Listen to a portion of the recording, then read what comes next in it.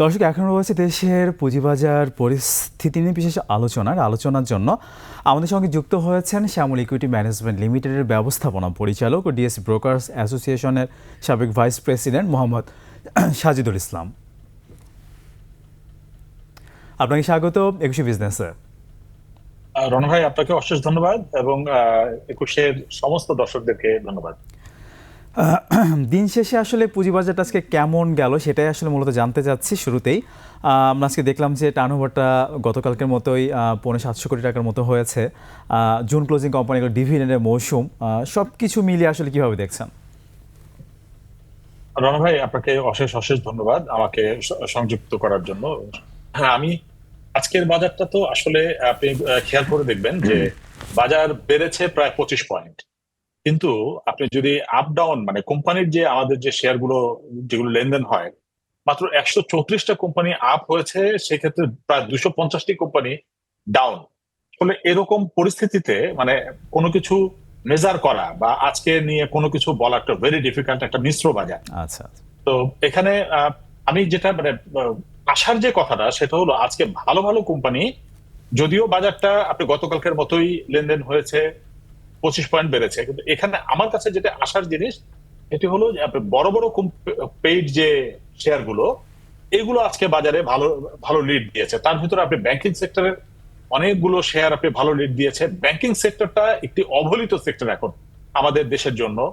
আপনি জানেন যে আমরা অনেক দিন থেকে ব্যাংক বড় একটা চাঙ্ক নিয়ে আছে আমাদের বাজারে, কিন্তু ব্যাংকিং সেক্টরটা সেভাবে পারফর্ম করতে পারছিল না, নানান কারণে পারছিল না। আমাদের অর্থনীতি অনেকদিন থেকে মন্দাক্রান্ত ছিল, যদিও আমরা আশা করছি যে আমাদের অর্থনীতির গতি ফিরতে শুরু করেছে।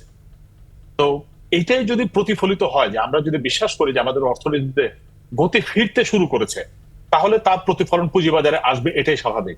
আপনি আজকে দেখেন 134টা কোম্পানি আপ, প্রায় 250টা কোম্পানির মতো ডাউন হওয়ার পরেও আজকে বাজার 25 পয়েন্ট প্লাস। আমরা কিন্তু দিন শেষে এটাই দেখতে চাই যে কোম্পানির লাভ লোকসান হবে, বাজারে আপ ডাউন আসবে, ইয়া হবে, কিন্তু দিন শেষে আমি যদি আহ একদম মানে খুব সাধারণভাবে একটু দেখতে চাই, আমি কিন্তু ভিতর থেকে একটা আনন্দ পাচ্ছি আজকে যে বাজার প্লাস। এটাই হলো বিষয়। কিন্তু আমার শেয়ার গুলো কি সবগুলো দাম বেড়েছে? মেবি ন, হয়তো বা না, কিন্তু আমি ধারণা করছি যে আহ, আহ, বাজারটা অর্থনৈতিক গতির ফিরে আসার সাথে সাথে বাজার যদি এইভাবেই মুভ আপনার কাজ করে, তাহলে আমাদের পুঁজিবাজারেও গতি আসবে, আমরা এটি বিশ্বাস করি। মানে আস্তে আস্তে আসলে গতিশীল হবে, একবারে সবকিছু চেঞ্জ হয়ে যাবে না, সেটা আমরা আসলে প্রত্যাশা করতে পারি না। একবারে তো হওয়ার মানে কোনো কারণ নাই, আমরা প্রত্যাশাও করতে পারি না। কারণ আপনি জানেন যে আমাদের পুঁজিবাজারে অনেক ধরনের প্রবলেম ছিল। গত 10 বছর ধরে আমরা পুঁজিবাজার মন্দাক্রান্ত অবস্থায় চলছি। যদিও দেশে নতুন একটি সরকার এসছে, নতুন ভাবে আবার ইয়া হচ্ছে, এখানে অনেক পুঁজিবাজার অনেক সংস্কার প্রয়োজন। বাজারকে যদি গতিশীল করতে হয়, বাজারকে যদি আবার আমাদের আগের জায়গায় নিতে হয়, অথবা আমরা কাঙ্ক্ষিত জায়গায় যদি নিতে চাই, আমাদের বাজারের অনেক সংস্কার দরকার। আমরা বর্তমান সরকারের কাছে আশা করি এবং তাদের কাছে আমাদের দাবিও যে আমাদের কিছু সংস্কার যেগুলো করা দরকার, যেগুলো খুব জরুরি ভিত্তিতে করা দরকার, ছোটখাটো না, মানে অনেকগুলো সংস্কার আছে যেটি এই মুহূর্তে শুরু করা উচিত, না হলে আমাদের পুঁজিবাজারে গতি আসবে না। এটা যদি করা যায়, তাহলে আমাদের কাঙ্ক্ষিত জায়গায় আমরা যাবো ইনশাল্লাহ। না, সেটাই আসলে বেশিরভাগ সেক্টরে কিন্তু আসলে সংস্কার দরকার। তো পুঁজিবাজারে সংস্কার হবে সে প্রত্যাশা আমরা করছি। তো সাম্প্রতিক সময় আমরা যেটা জানতে পারছি যে দাতা গোষ্ঠীরা কিন্তু বেশ পজিটিভ তার অর্থ সহায়তা করতে, এবং সেই সাথে আমরা দেখতে পাচ্ছি ডলারের মার্কেটটা বেশ স্ট্যাবল, আরও স্ট্যাবল হবে। তো এই বিষয়গুলো আসলে কতটুকু আমাদের বাজারে প্রভাব ফেলবে, বিশেষ করে ফরেন ইনভেস্টর যারা, তাদের অ্যাটিটিউডকে আসলে কতটা প্রভাবিত করবে? ভাই, আমরা কিন্তু ওই কথাটি আলোচনা করছিলাম যে আমরা বিশ্বাস করছি এবং আশা করি যে আমাদের অর্থনীতিতে গতি ফিরতে শুরু করেছে।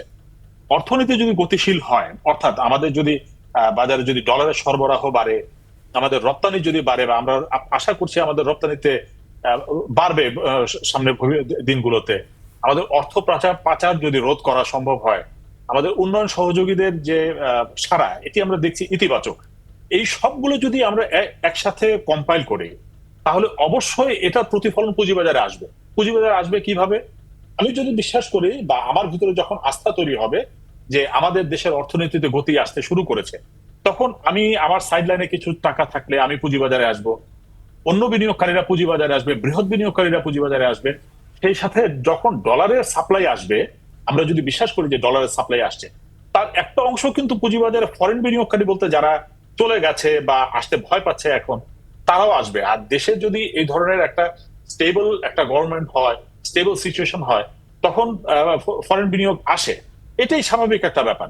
আর ফরেন বিনিয়োগ আসা মানে হলো আমাদের যারা বৃহৎ বিনিয়োগকারী আছে, ইনস্টিটিউশনাল ইনভেস্টর আছে, তারাও দেখবেন তখন বাজারে আপনার ইয়ে করা শুরু করবে আর কি, পারফর্ম করা শুরু করবে, যেটা আমরা বলতে চাই।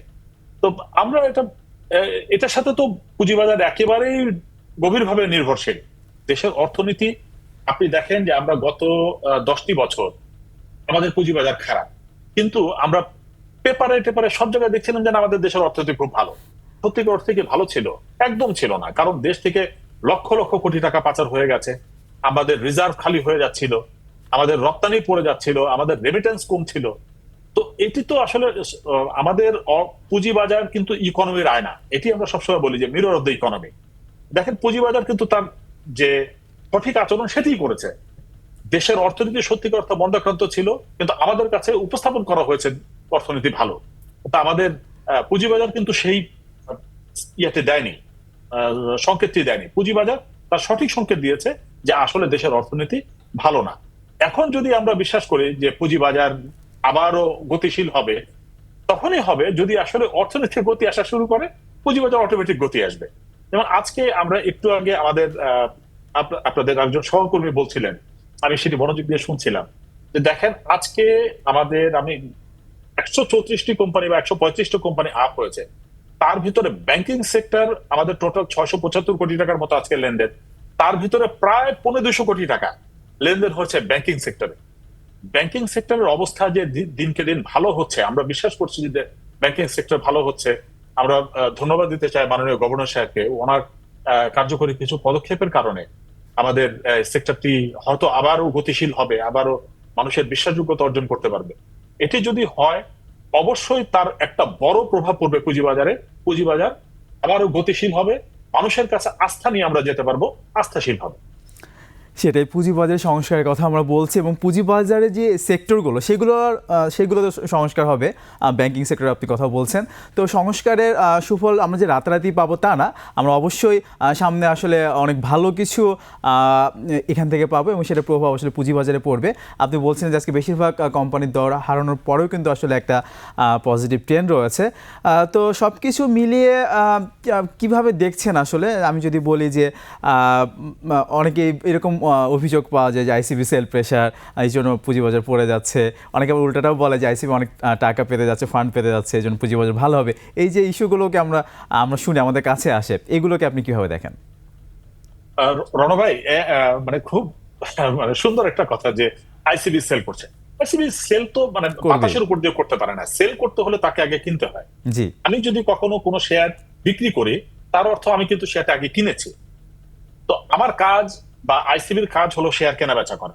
সে কেনা বেচা করবে, তার কাছে সরকার ডিভিডেন্ড চায়, তাকে প্রফিট হলে তাকে প্রফিট বিক্রি করে সরকারকে দিতে হয়, ডিভিডেন্ড দিতে হবে। এটি তো সরকারের প্রত্যাশা আইসিবির কাছে। বিনিয়োগকারীর প্রত্যাশা হলো ডিভিডেন্ড পাওয়া। আবার আমাদের কাছে প্রত্যাশা হলো আপনি বাজারে ভালো সাপ্লাই দেয়া। আমরা আপনি যে কথাটি বলছিলেন যে আমাদের পুঁজিবাজারের সংস্কার, পুঁজিবাজার সংস্কার শুধু আসলে আইসিবিরও সংস্কার দরকার। সেই সাথে আমাদের বাজারে সবচেয়ে এখন এই মুহূর্তে যেটি জরুরি, আমি মনে করি যে এই মুহূর্তে লাভজনক অন্তত পক্ষে সরকারের বা খুব বড় বড় 5টি প্রতিষ্ঠান, যেটি আমরা উদাহরণ হিসেবে বাংলাদেশে বলতে পারি। আমরা গত 20 বছর বাংলাদেশে কোনো একটি কোম্পানি, উল্লেখযোগ্য একটি কোম্পানি আমরা পুঁজিবাজারে আনতে পারিনি। আমরা যতগুলো নিয়ে এসেছি, আমরা বলি যে প্রায় 100 মতো কোম্পানি এসছে, যেগুলো নাম সর্বস্ব অনেক কোম্পানি এসছে বাজারে। আমরা আসলে রিমার্কেবল, বা যেটি আমাদের পৃথিবীব্যাপী অনেকে জানে, দেশের সবাই জানে, এই ধরনের কোনো কোম্পানি আমরা বাজারে নিয়ে আসতে পারিনি। আসলে বাজারে আমাদের মানসম্মত আইপিও আনাটা সবচেয়ে বেশি জরুরি। আইপিও মূল্য নির্ধারণ করাটা জরুরি হয়ে পড়েছে। আমাদের কর্পোরেট ট্যাক্স হারে কিছু সংস্কার দরকার। তো এই ধরনের আমাদের মিউচুয়াল ফান্ড সেক্টরটা একটু উন্নয়ন দরকার। এইগুলো যদি না করা যায়, তাহলে বাজারের সুফলটা আসলে পাওয়া যাবে না। 250টিরও বেশি ডিজাইন অপশন নিয়ে ওয়ালটন স্মার্ট ফ্রিজ, বোঝে আপনার প্রয়োজন। তো এখন আমাদের যেটি বলছিলাম যে সবগুলো যদি আপনি এট এ টাইম করতে পারেন, তাহলে লং রানে আমরা বাজারের ভালো দিকগুলো দেখতে পাবো। কিন্তু আমরা আশা করতে পারি না যে আগামীকালকেই বাজার খুব ভালো হয়ে যাবে। সেটাই আমরা আসলে আমরা সময় দিব বাজারকে। তো যেটা আমরা সবসময় প্রত্যাশা করি যে বাজারকে স্বাভাবিক গতিতে আসলে চলতে দিতে হবে। আমরা এর আগে অনেক ফ্লোর প্রাইসের কথা শুনেছি, লোয়ার সার্কিট 3%-এর কথা শুনেছি, অনেক সিদ্ধান্ত হঠাৎ করে চলে এসেছে। নাম সর্বস্ব অনেক কোম্পানি গত 15 বছরে 100-রও অধিক অথবা আশেপাশে কোম্পানি কিন্তু এসেছে এবং তাদের করে কিন্তু আসলে বাজার আরও নিম্নগামী হয়েছে। তো আমরা আজকে আর খুব বেশি সময় নেই, এখানে শেষ করতে হচ্ছে। আমরা আসলে প্রত্যাশা করব যে সকল স্টেক হোল্ডারদেরকে সাথে নিয়ে আসলে আমরা এগিয়ে যাব। তো এখানে শেষ করতে হচ্ছে। আপনাকে অনেক ধন্যবাদ আমাদেরকে সময় দেওয়ার জন্য। রণ ভাই, আপনাকে অশেষ ধন্যবাদ এবং 21শে বিজনেসের সমস্ত দর্শকদেরকে অশেষ ধন্যবাদ। ধন্যবাদ।